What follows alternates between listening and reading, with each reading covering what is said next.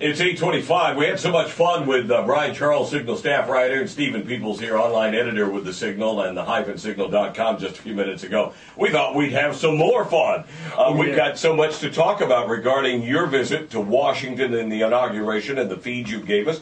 Tell us some more, Brian. Well, you know, I would be remiss to leave studio without giving a lot of credit to Congressman Howard P. Buck McKeon, who gave me my ticket to go to the inauguration, but most importantly, he was able to accommodate 36 kids from Academy of the Canyons who attended the inauguration, and then he opened up his office. During the day that you had to pick up your tickets, which was Monday, people filed through, and Congressman McKeon was there to take pictures with everyone and give everyone a little bit of his time, and he also gave the kids from Academy of the Canyons kind of a feeling of why it's important to get involved in public service.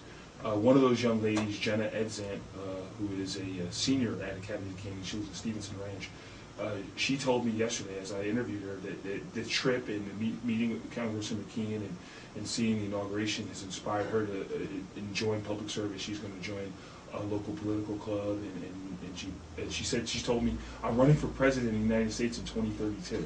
And that's in today's Signal. So, and one thing I just want to get to so we can correct this. We'll have the video up sometime this weekend. We won't have it up today because we have some post-production things to do. So I just want to correct that just to make sure that people who are looking for the video look for it over the weekend. But it most likely will not be up today. All right, and of course that will be on the -signal.com. Yeah, and there was a lot of other little quirky things that I saw when I was out there. Of course, I did see a marching band that came all the way in from Minnesota, and I told the people in the marching band, I said, you know, you brought 120 kids in, and they had 60 chaperones and members of the community. And I said, you know, all of you have pretty much set yourself up for sainthood, because if you drive with 120 kids 25 hours on a bunch of coach buses, you know, that's pretty amazing. It just was it was this really magical event in the sense that, you know, I remember dropping my cell phone on the ground, and as I was interviewing a woman, and I didn't even realize I dropped it, and crowds of people, hordes of people passing by, and 5 of them said, you dropped your cell phone on the ground?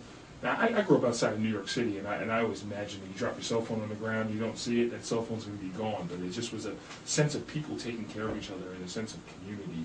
I also noticed that it was eerily quiet, considering how many people were there, especially the day before, because this was kind of a solemn type of event. And I just think that was the thing that's going to, one of the things that will resonate with me, and I hope resonate with our readers as they go to the -signal.com to see what we've written, and then pick up our paper to see what we've written. All right, very good. Brian Charles, Signal staff writer, and Stephen Peoples, online editor, videotaping this interview. As we mentioned, you'll be able to see it probably sometime this weekend on the -signal.com. That was part 2. Thank you, Brian, for rejoining us again. Thank you very much. And thanks, Stephen. My pleasure. We'll continue on now on AM 1220 KHTS.